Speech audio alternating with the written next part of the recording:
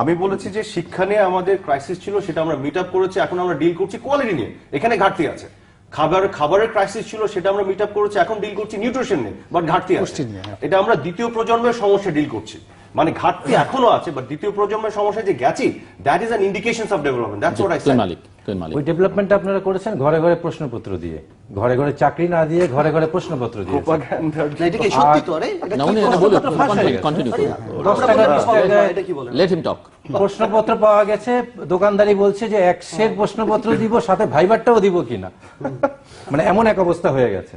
Food ইয়ের কথা বলেছেন, পুষ্টির কথা বলেছেন, ওনারা বলেছেন যে 10 টাকা কেজিতে চাল খাওয়াবেন, আর এখন 1001 টাকায় গুলশানে বাড়ি দিচ্ছেন। তো দিচ্ছেন তো, ডেভেলপমেন্ট তো হচ্ছে। যে কথা ছিল যে ওনারা জনগণকে শান্তির ঘুম উপহার দিবে, এখন দিচ্ছে আতঙ্কের ঘুম। গোয়াল ভরা গরু, নদী ভরা মাছ, আর এখন আপনার বিমানবন্দর ভরা সোনা আর নদী ভরা লাশ, এই তো উপহার দিচ্ছেন। আর তাদের কাছ থেকে কি প্রত্যাশা করবেন?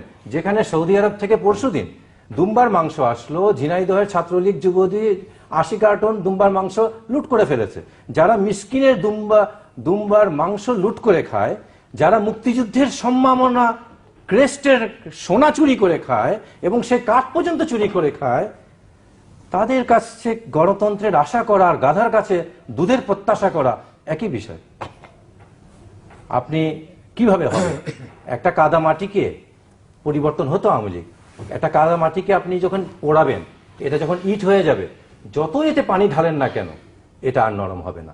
আওয়ামী লীগ যখন বাকশাল হয়ে গেছে, ওকে যতই গণতন্ত্র শেখান, সে আর কোনোদিন গণতান্ত্রিক হবে না। এটা সম্ভব না, তাদের বডি ল্যাঙ্গুয়েজে নাই।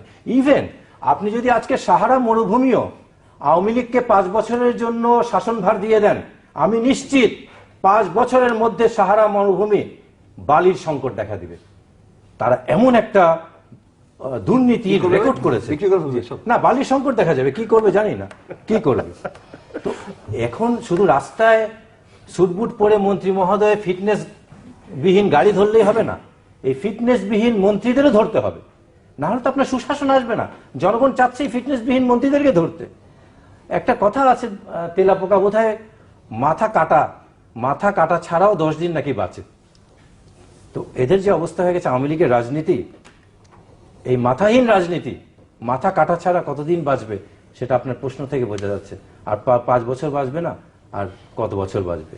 এখন জনগণ এটাই দেখতে চাচ্ছে যে তারা কতদিন বাঁচতে পারে। এই তাদের সমস্যাটা হয়ে গেছে যে ইলেকশন দিবে কি দিবে না, এটা সমস্যাটা হয়ে গেছে। যখন একটা কথা আছে প্রবাদ, যে লেজ যদি থাকে খড়ের, ভয় থাকে আগুনের। যে লেজটা তো তাদের খড়ের, তারা আগুনের ভয় পাবেই। আজকে বুদ্ধিজীবীদের পর্যন্ত তারা মিছিল মিটিং করতে দিচ্ছে না, সংসদ ভবনে মানববন্ধন করতে দিচ্ছে না।